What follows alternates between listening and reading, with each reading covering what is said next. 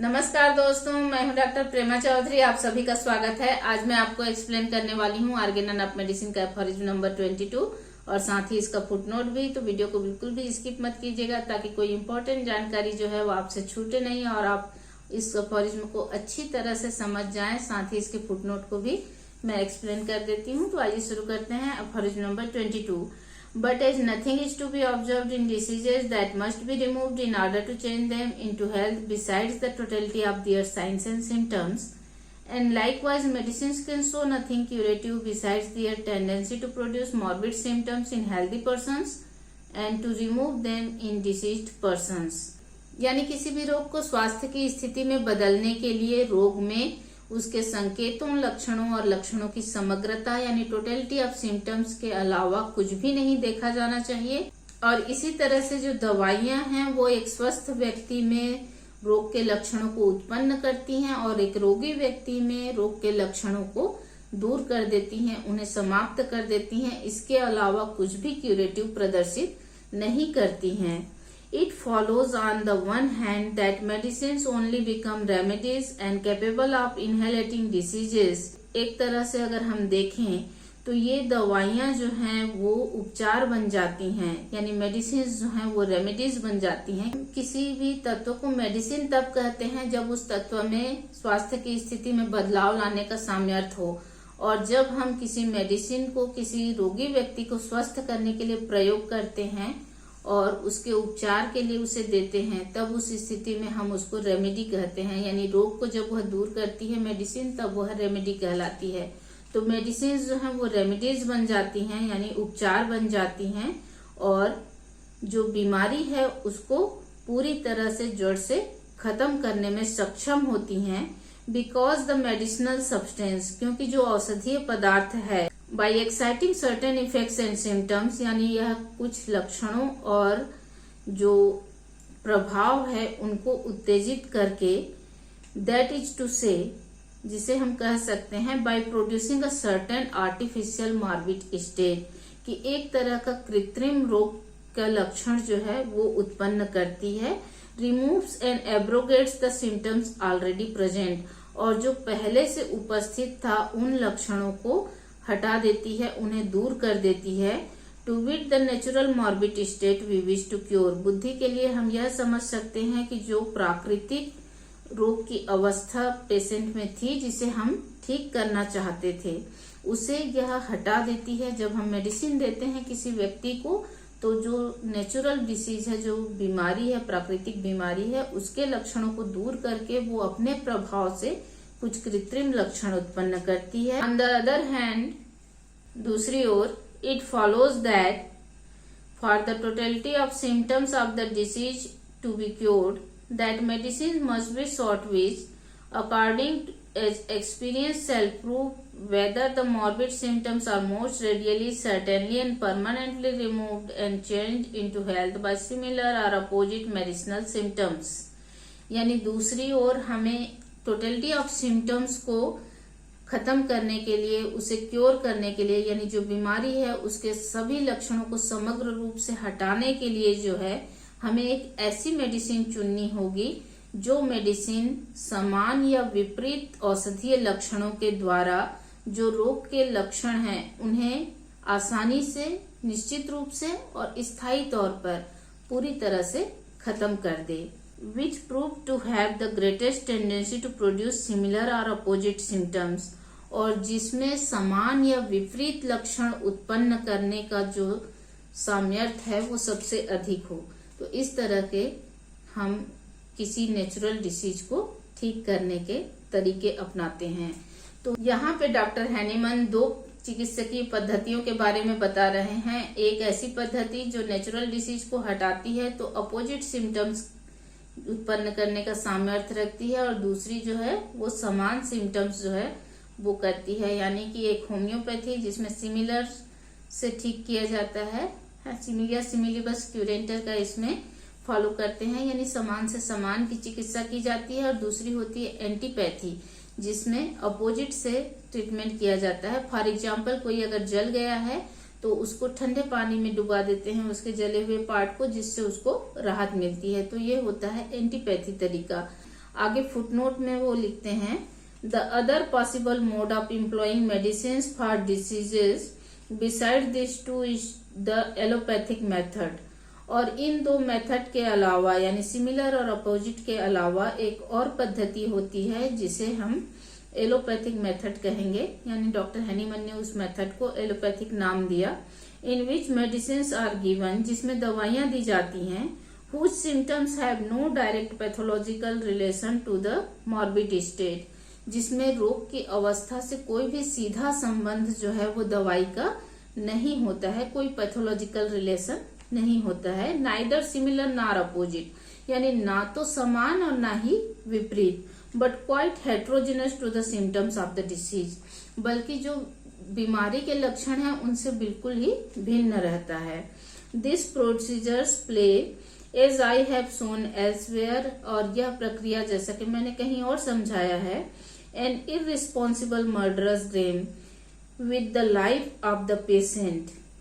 और इस तरह से ये जो रोगी है उसकी जिंदगी से खिलवाड़ है, एक तरह का उसका मर्डर करने जैसा है, by means of dangerous violent medicine whose action is unknown and which are chosen on mere conjectures and given in large and frequent doses, यानी जो सिर्फ अनुमान के आधार पर, जिसका कोई रिलेशन नहीं है पेशेंट की कंडीशन से, ऐसी मेडिसिन को सिर्फ अनुमान के आधार पर बहुत लार्ज डोजेस में और बार बार देना पेशेंट की जिंदगी के साथ खिलवाड़ करने जैसा, उसका मर्डर करने जैसा, उसकी हत्या करने जैसा है।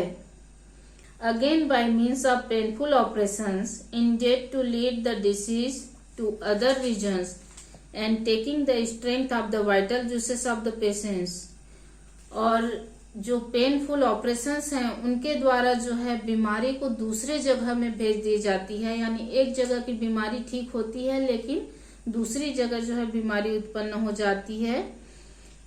इसके द्वारा कि जो वाइटल जूसेस हैं वो पेशेंट के निकाल दिए जाते हैं, जिससे उसकी जो शक्ति है वो खींच ली जाती है। दो इवेक्वेशंस अबो एंड बिलो, यानी ऊपर से नीचे से पूरे जो वाइटल जूसेस हैं बॉडी के वो खाली कर दिए जाते हैं। स्वेट और सलाइवेशन, जो कि या तो पसीना या फिर लार हो सकता है, बट स्पेशली दो स्क्वेंडरिंग द इररिप्लेसेबल ब्लड, और जो खून जो है हम फिर से जिसको रिप्लेस नहीं कर पाते हैं, इस तरह का उसको भी खास करके निकाल लिया जाता है।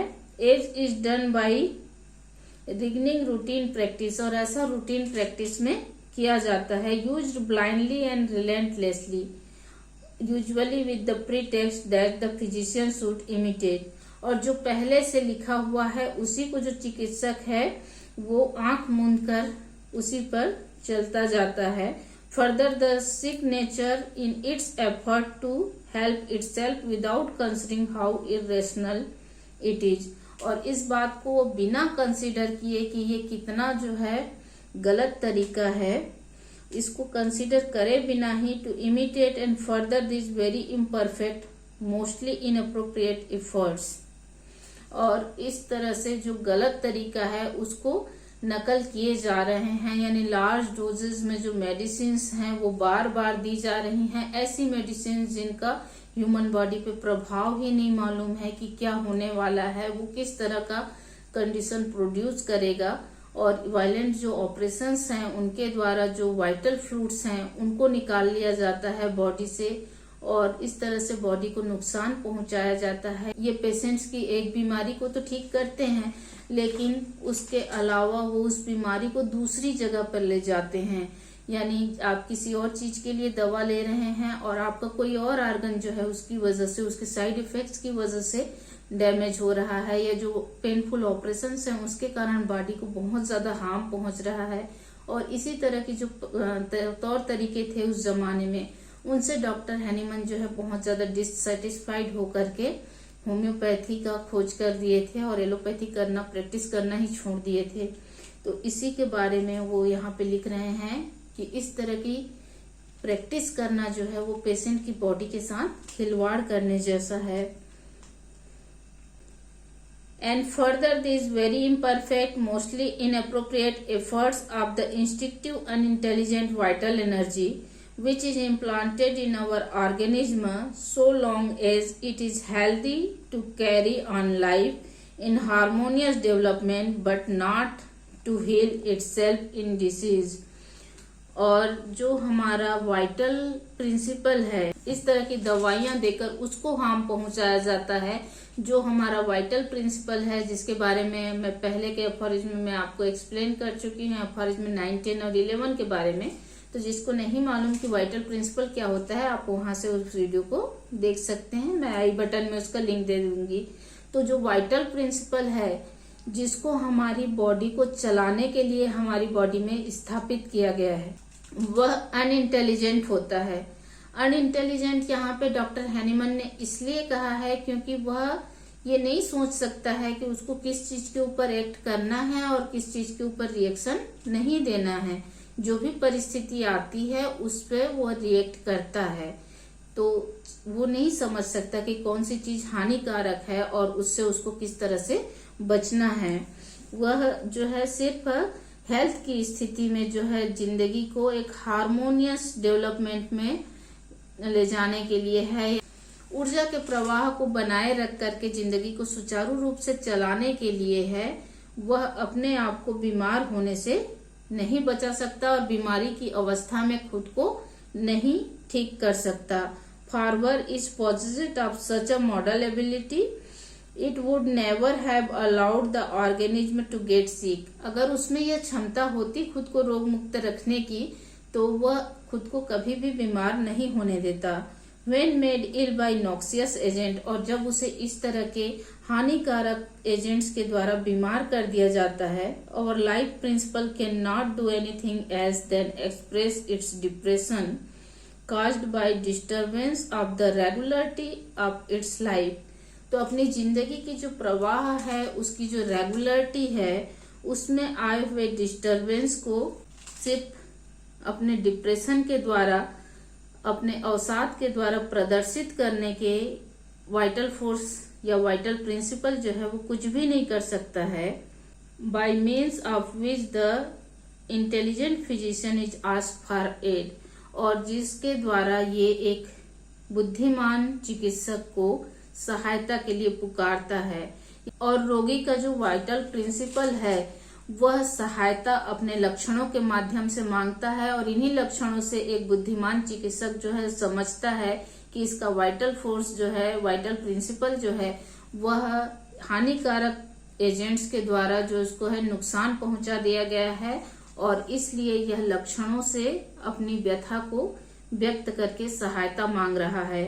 If this is not given, और उसे जब सहायता नहीं दी जाती है, it tried to save by increasing the element, तो यह लक्षणों को और ज्यादा बढ़ाते जाता है। स्पेशली थ्रू वायलेंट इवेक्वेशंस, खास करके जो हिंसक निकासी है उसके द्वारा। No matter what this entails, often with the largest sacrifices और डिस्ट्रक्शन ऑफ लाइफ इटसेल्फ। यहाँ तक कि इतना ज्यादा ये सब बढ़ जाता है कि उसकी वजह से जो जिंदगी है वह उसका नष्ट हो जाता है और उसकी जिंदगी का बलिदान देना पड़ जाता है।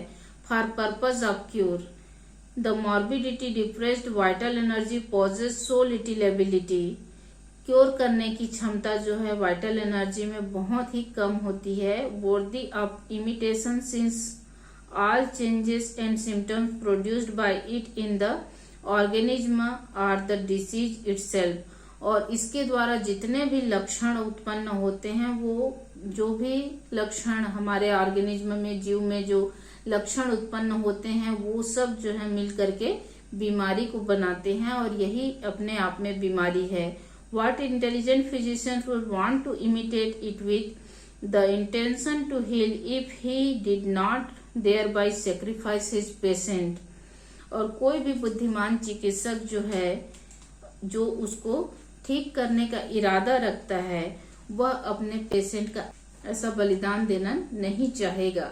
दोस्तों, डॉक्टर हैनीमन ने यहाँ एलोपैथी की बुराई की है, ऐसी बात नहीं है, लेकिन जो चिकित्सक पद्धति में बिना सोचे समझे जो लार्ज डोजेस दिए जाते हैं उसके जो साइड इफेक्ट्स होते हैं वो पेशेंट के लिए जानलेवा भी हो सकते हैं। इस बात को उन्होंने इसमें प्रकाश डाला है और आगे चलकर आगे के एफोरिज्म में उन्होंने डिफरेंट जो मोड्स ऑफ ट्रीटमेंट हैं उनके जो बेनिफिट्स हैं उनके बारे में भी बताया है कि एंटीपैथी, एलोपैथी, होम्योपैथी, सब पैथीज का कहाँ कहाँ उपयोग है और कौन सी पद्धति के क्या फायदे हैं और क्या नुकसान है। लेकिन एलोपैथी के इन्हीं हानिकारक तरीकों से वो बहुत ज्यादा डिससेटिस्फाइड थे, जिसकी वजह से उन्होंने प्रैक्टिस छोड़ दी और आगे चलकर होम्योपैथी की खोज की है। तो ये था एफोरिज्म नंबर 22 और 22 एफोरिज्म का फुटनोट। उम्मीद है आपको अच्छे से समझ में आ गया होगा। अगर आपको ये जानकारी अच्छी लगी तो लाइक करना मत भूलना। साथ ही अभी तक मेरे चैनल को सब्सक्राइब नहीं किए हैं तो सब्सक्राइब कर लीजिए और बेल आइकन को भी प्रेस कर लीजिए, जिससे होम्योपैथी से संबंधित मैं जो भी जानकारियां लेकर के आऊँ उसके नोटिफिकेशंस आपको मिल सकें। धन्यवाद। होम्योपैथी से संबंधित सभी जानकारी के लिए सब्सक्राइब बटन को दबाना मत भूलिएगा। साथ ही बेल आइकन को भी प्रेस कर दीजिए, जिससे आपको नोटिफिकेशंस मिल सकें। Bye bye.